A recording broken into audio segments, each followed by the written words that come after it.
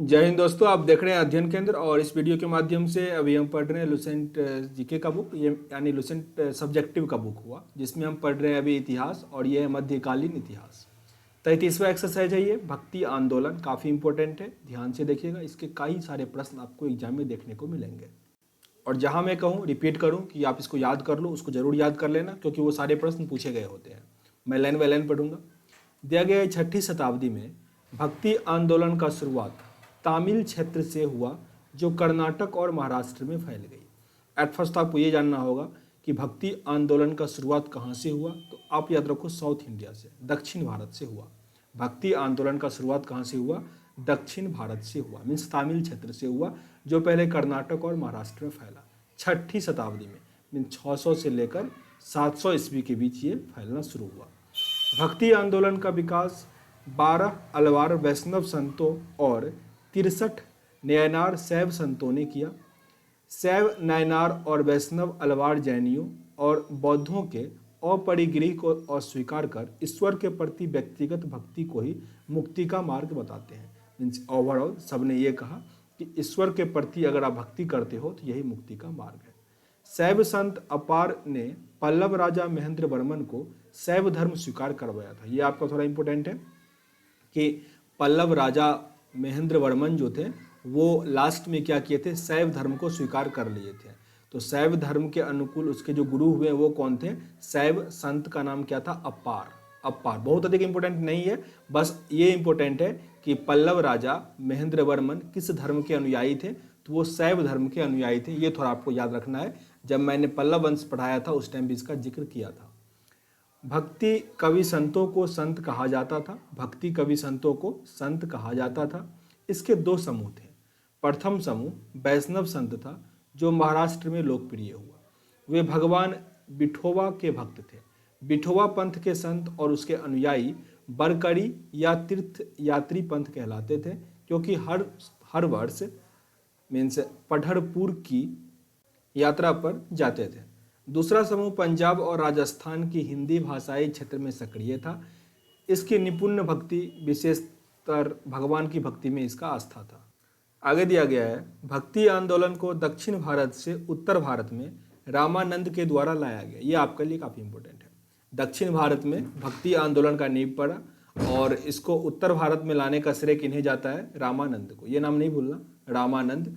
उत्तर भारत में, जैसे ये आपका इंडिया दक्षिण वाला पार्ट है, मीन्स ऊपर वाले पार्ट में भक्ति आंदोलन को लाने का श्रेय किन्हें जाएगा? रामानंद को। ये नाम नहीं भूलना, रिपीट कर रहा हूँ, ठीक है ना।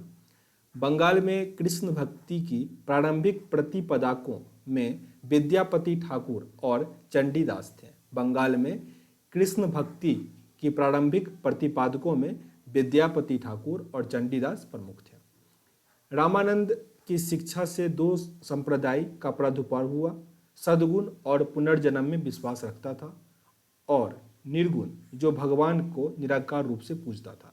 ये सिंपली दो भाग में बांट दिया गया था। एक तो वो था जो भगवान को मानता था, और दूसरा था जो भगवान को नहीं मानता था, ठीक ना। जो भगवान को मानता था वो पुनर्जन्म में भी विश्वास रखता था। सद्गुण संप्रदाय उसी को कहा गया जो भगवान को मानता था। सद्गुण संप्रदाय के सबसे प्रसिद्ध व्याख्याताओं में से तुलसीदास और नाभादास जैसे राम भक्त, और निम्बकर्क, बल्लवाचार्य, चैतन्य, सूरदास और मीराबाई जैसे कृष्ण भक्त हुए। ये सब जो भी नाम गिनवाए हैं ये आपका सद्गुण संप्रदाय का था। पर इस समय से आपसे कोई प्रश्न नहीं आएगा कि जो तुलसीदास से किस संप्रदाय से थे, तो वो सद्गुण, क्योंकि सद्गुण दुर्गुण ये पूछेगा नहीं आपसे, ठीक है ना। निर्गुण संप्रदाय के सबसे प्रसिद्ध जो थे वो थे कबीर, जिन्हें भावी उत्तर भारतीय पंथों का आध्यात्मिक गुरु माना गया। ओके। शंकराचार्य के अद्वैत दर्शन के विरोध में दक्षिण में वैष्णव संतों द्वारा 4 मतों की स्थापना की गई। ये 4 मतों का जो स्थापना हुआ ये आपके लिए इंपॉर्टेंट है, सबको याद कर लेना। श्री संप्रदाय, श्री संप्रदाय ये किया गया रामानुचार्य के द्वारा, विशिष्टोद्वैतवाद को ये मानता था। ब्रह्म संप्रदाय ये किया गया माधवाचार्य के द्वारा, जो द्वैतवाद को मानता था। रुद्र संप्रदाय ये विष्णु स्वामी के द्वारा, और ये शुद्ध द्वैतवाद को मानता था। सनकादि संप्रदाय ये निम्बाकाचार्य इसका संस्थापक था और द्वैतवाद को मानता। इसको फिर से रिपीट कर लो, सनकादि संप्रदाय के संस्थापक कौन थे?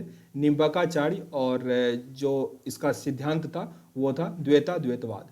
इस तीनों को फिर से रिपीट कर लो, ये इंपॉर्टेंट नहीं है, ये इंपॉर्टेंट है, ठीक ना। श्री संप्रदाय के संस्थापक कौन थे? रामानुचार्य। ब्रह्म संप्रदाय के संस्थापक थे माधवाचार्य। रुद्र संप्रदाय के संस्थापक थे विष्णु स्वामी। और सनकादि संप्रदाय के स्वामी थे निम्बकाचार्य। काफी इंपॉर्टेंट है, इसका नाम नहीं भूलना। आगे डिटेल में दिया गया है सबका, देखते हैं। पहला दिया गया है रामानुचार्य, भक्ति आंदोलन के जो प्रमुख नाम ऊपर में हम पढ़े हैं उसके बारे में दिया गया है, जिसमें पहला है रामानुचार्य। 11वीं शताब्दी में, 11वीं शताब्दी जहां भी लिखा हो इसका मतलब है 1100 से लेकर 1200 ईस्वी तक के टाइम पीरियड को हम क्या कहेंगे? 11वीं शताब्दी। तो 11वीं शताब्दी में इन्होंने राम को अपना आराध्य माना। इनका जन्म 1017 ईस्वी में मद्रास के निकट पेरम्बर नामक स्थान पर हुआ था। 1137 में इनकी मृत्यु हो गई थी। रामानुज ने वेदांत में प्रशिक्षण अपने गुरु कांचीपुरम के यादव प्रकाश से प्राप्त किया था। मीन्स रामानुजम के गुरु का नाम क्या था? यादव प्रकाश। ओके। और इनका जन्म कहाँ हुआ था? पेरुम्बर में। कब? 1017 ईस्वी में। और मृत्यु हुआ 1137 ईस्वी में। रामानंद है आगे। रामानंद का जन्म 12वीं शताब्दी कह सकते हो, 1299 में हुआ था, हालांकि प्रयाग में हुआ था। रामानंद का जन्म प्रयाग में 1299 ईस्वी में हुआ था। इनकी शिक्षा प्रयाग तथा वाराणसी में हुआ। इन्होंने अपना संप्रदाय सभी जातियों के लिए खोल दिया। मीन्स सभी जाति इसमें आ सकते थे। रामानुज की भांति इन्होंने भी भक्ति को मोक्ष का एकमात्र साधन स्वीकार किया। एट फर्स्ट समझो, ये सब जो थे वो सद्गुण वाले थे, भगवान को मानते थे। तो अपने शिष्य को क्या सलाह देंगे कि एकमात्र है कि भगवान को मानो, मुक्ति मिल जाएगा। तो सबका जो मीन्स मोटो होगा वो एक ही रहेगा। तो ये आपको याद करने की जरूरत नहीं पड़ेगी। इन्होंने मर्यादा पुरुषोत्तम राम एवं सीता की आराधना को समाज के समक्ष रखा। रामानुजम ने बस राम को रखा था और रामानंद ने राम और सीता दोनों को समाज के समक्ष रखा। रामानंद के 12 शिष्यों में 2 स्त्रियां पद्मावती और सुरसरी थी। रामानंद के 12 शिष्यों में 2 स्त्रियां थी, पद्मावती और सुरसरी थी। इनके प्रमुख शिष्य का नाम रैदास, काफ़ी इंपॉर्टेंट है। कबीर, धन्ना, सेना, पीपा, साधना, जिसमें कबीर और रैदास काफ़ी इंपॉर्टेंट हुए, रैदास और कबीर। आगे आपका आता है कबीर।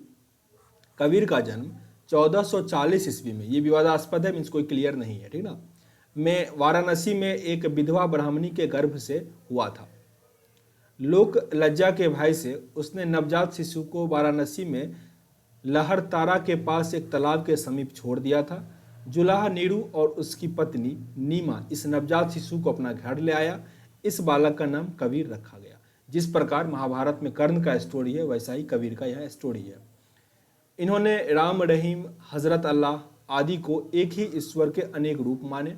इन्होंने जाति प्रथा, धार्मिक कर्मकांड, वाह्य आडंबर, मूर्ति पूजा, जप ताप, अवतारवाद आदि का घोर विरोध किया और एकेश्वरवाद की आस्था व्यक्त की एवं निरकार ब्रह्म की उपासना को महत्व दिया। इन्होंने कहा सब मिला के एक है, ईश्वर एक है, एकेश्वरवाद है, ठीक है, एक ही ईश्वर है। निर्गुण भक्ति धारा से जुड़े कबीर ऐसे प्रथम व्यक्ति थे जिन्होंने संत होने के बाद भी पूर्णतः गृहस्थ जीवन का निर्वाह किया। इनके अनुयायी कबीरपंथी कहलाए। जो कबीर का अनुसरण करते थे वो कहलाए कबीरपंथी। कबीर के उपदेश शब्द सिखों के आदि ग्रंथ में संग्रहित है। ये थोड़ा इंपॉर्टेंट है। कबीर का जो उपदेश है वो शब्द सिखों का एक आदि ग्रंथ है, उसमें संग्रहित है, इसको थोड़ा याद रखना। कबीर की वाणी का संग्रह बीजक नाम से प्रसिद्ध हुआ, यह भी इंपॉर्टेंट है। कबीर के वाणी के संग्रह को क्या कहते हैं? बीजक कहते हैं। बीजक में 3 भाग हैं। पहला है रमेनी, सबद और साखी। इसकी भाषा को सुधुखरी कहा गया, जिसमें ब्रज भाषा, अवधी और राजस्थानी भाषा के शब्द पाए गए। ये इंपॉर्टेंट है कि कबीर ने अपनी पुस्तक या अपने दोहे में किस भाषा का प्रयोग किया, तो ब्रजभाषा, अवधी और राजस्थानी। इसको रिपीट कर लो, कई बार पूछ लेगा आपसे, मीन्स दे देगा कि इसमें से किस भाषा का प्रयोग कबीर ने अपनी दोहे में या अपने पुस्तक में नहीं किया था। तो अगर आपको याद रहेगा तभी एलिमिनेट कर पाओगे। ब्रजभाषा, अवधी और राजस्थानी भाषा का प्रयोग इन्होंने किया। कबीरदास की मृत्यु 1510 ईस्वी में मगहर में हो गया। कबीरदास की मृत्यु 1510 ईस्वी में मगहर में हो गया। नोट में देखे लिखा गया है कबीर सुल्तान सिकंदर लोदी के समकालीन थे। कबीर जो था वो सिकंदर लोदी के समकालीन था। आगे है नानक गुरु या गुरु नानक, काफी इंपॉर्टेंट है। गुरु नानक का जन्म 1469 ईस्वी में अविभाजित पंजाब के, अविभाजित मतलब हुआ कि पाकिस्तान और इंडिया का विभाजित पार्ट है उसमें नहीं, अविभाजित पंजाब के रावी नदी के तट पर स्थित तलवंडी नामक ग्राम में हुआ था, जो अब नानकाना साहिब के नाम से विख्यात है। नानकाना साहिब काफ़ी अभी न्यूज़ में था, क्योंकि मीन्स पाकिस्तान में ये बन गया है और चालू भी हो गया यात्रा, तो इसको थोड़ा काफ़ी याद रखना अभी। जो नानकाना साहिब के नाम से विख्यात है। इनकी माता का नाम तृप्ता देवी और पिता का नाम कालू राम था। इनकी माता का नाम तृप्ता देवी और माता का नाम कालू राम था। बटाला के मूलराज खनी की बेटी सुलक्षणी से इनका विवाह हुआ, जिनके 2 पुत्र हुए। इन्होंने देश का 5 बार चक्कर लगाया, जिसे उदासीस कहा गया। ये जो 5 चक्कर लगाए उस प्रोसेस को क्या कहा गया? उदासीस कहा गया। इन्होंने कीर्तनों के माध्यम से उपदेश दिए। वे काव्य रचना करते थे और रबाब के संगीत के साथ गाया बजाना करते थे। सारंगी उनका स्वामी भक्ति शिष्य मर्दाना बजाया करता था। उनका एक दोस्त था जो क्या था? मर्दाना बजाता था। अपने जीवन के अंतिम क्षणों में उन्होंने रावी नदी के किनारे करतारपुर में अपना डेरा स्थापित किया। करतारपुर कॉरिडोर जो है उसी के लिए, ननकाना साहिब के लिए, तो वहाँ पे अपना डेरा बनाया था। तो वहाँ से लेके करतारपुर कॉरिडोर से, जो करतारपुर कॉरिडोर है वो रावी नदी के तट से लेकर आपका जो पाकिस्तान का पार्ट है ननकाना, वहाँ तक का वो रास्ता बनाया है अभी। ठीक है ना? तो आपको बस ये याद रखना है अभी कि ये जो गुरु नानक देव अंतिम जीवन कहाँ बिताए, तो वो करतारपुर में बिताए थे। ओके, आगे दिया गया है, अपने जीवन काल में उन्होंने आध्यात्मिक आधार पर अपने पुत्रों की जगह अपने शिष्य भाई लहना को अपना उत्तराधिकारी नियुक्त किया। मीन्स यहाँ पे समझना होगा, गुरु नानक देव ने अपने पुत्र को अपना शिष्य नहीं माना, मीन्स अपना उत्तराधिकारी नहीं नियुक्त किया।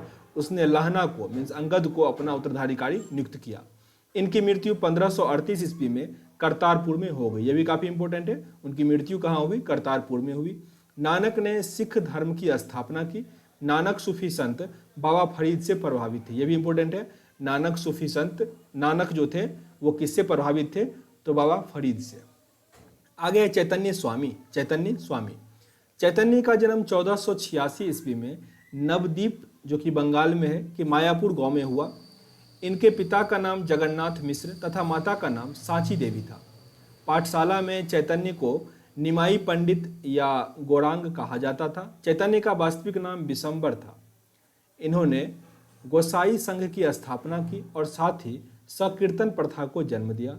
इनके दार्शनिक सिद्धांत को अचित्य भेदाभेदवाद के नाम से जाना गया। सन्यासी बनने के बाद बंगाल छोड़कर पुरी चले गए, जहां उन्होंने 2 दशक तक भगवान जगन्नाथ की उपासना की और इनकी मृत्यु 1533 ईस्वी में हो गया। चैतन्य स्वामी से अधिक प्रश्न आपको नहीं पूछा जाता है। श्री माधवल्लाचार्य, श्री माधव वल्लाचार्य। श्री माधव वल्लाचार्य का जन्म 1479 ईस्वी में मीन्स 1479 में हुआ था। कहाँ पे? चंपारण्य मीन्स जो बनारसी में है। इसके पिता का नाम लक्ष्मण भट्ट तथा माता का नाम यल्लम गुरु था। इनका विवाह महालक्ष्मी के साथ हुआ था। इनके 2 पुत्र थे, गोपीनाथ और बिटलनाथ। इन्होंने गंगा यमुना संगम के समीप अरेल नामक स्थान पर अपना निवास स्थान बनाया। वल्लभाचार्य ने भक्ति साधना पर विशेष जोर दिया। इन्होंने भक्ति को मोक्ष का साधन बनाया। इनके भक्ति मार्ग को पुष्टि मार्ग कहा गया। ये थोड़ा इंपॉर्टेंट है कि पूछा यह जाएगा कि ये जो श्री माधव वल्लाचार्य है, इनके भक्ति मार्ग को क्या कहा गया? तो पुष्टि मार्ग, या फिर पुष्टि मार्ग का संबंध किससे है?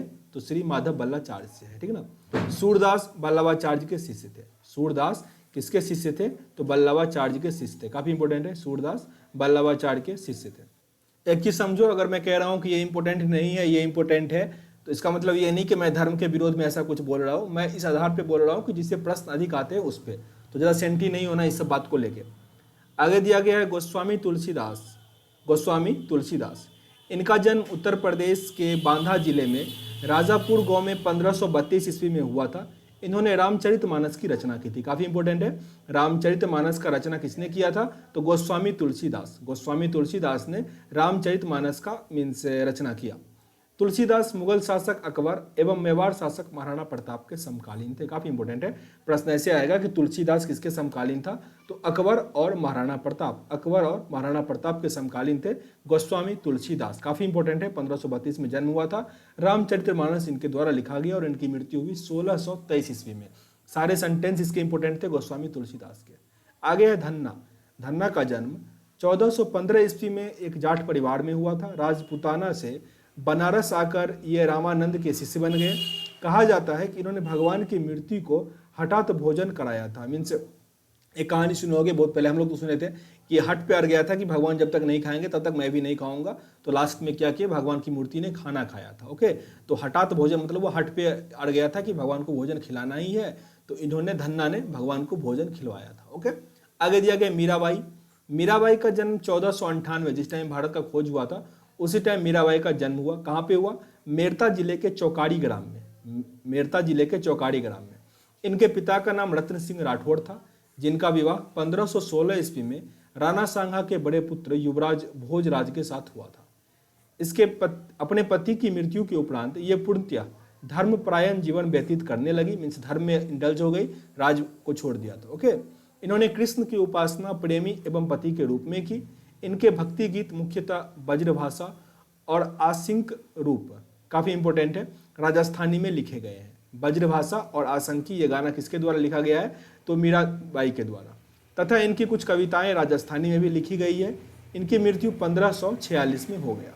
आगे आता है आपका रैदास, काफी इंपॉर्टेंट है। ये जाति के चमार थे और बनारस के रहने वाले व्यक्ति थे। ये रामानंद के 12 शिष्यों में से एक थे। मीन्स रैदास किसके शिष्य थे? तो रामानंद के शिष्य थे।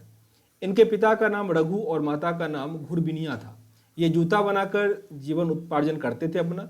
इन्होंने रैदासी संप्रदाय की स्थापना की। नाम से क्लियर है, रैदास ने रैदासी संप्रदाय का स्थापना किया। आगे है दादू दयाल।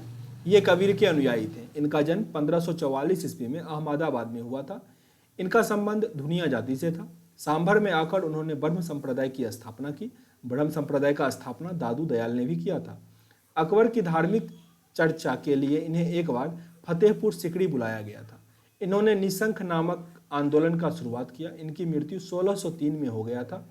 ये थोड़ा याद रखना कि दादू दयाल किसके समकालीन था? तो वो था अकबर के समकालीन, ठीक ना। और सुंदरदास दादू के शिष्य थे। आगे है शंकर देव। इन्होंने भक्ति आंदोलन का प्रचार प्रसार असम में किया। ये चैतन्य के समकालीन थे। आगे आपका मुगल साम्राज्य दिया गया है, इसको हम नेक्स्ट वीडियो में कवर करेंगे। सेशन अगर अच्छा लग रहा हो तो लाइक और शेयर जरूर कर देना। चैनल पर नए हो तो सब्सक्राइब भी कर लेना। मिलते हैं नेक्स्ट वीडियो में, तब तक के लिए जय हिंद।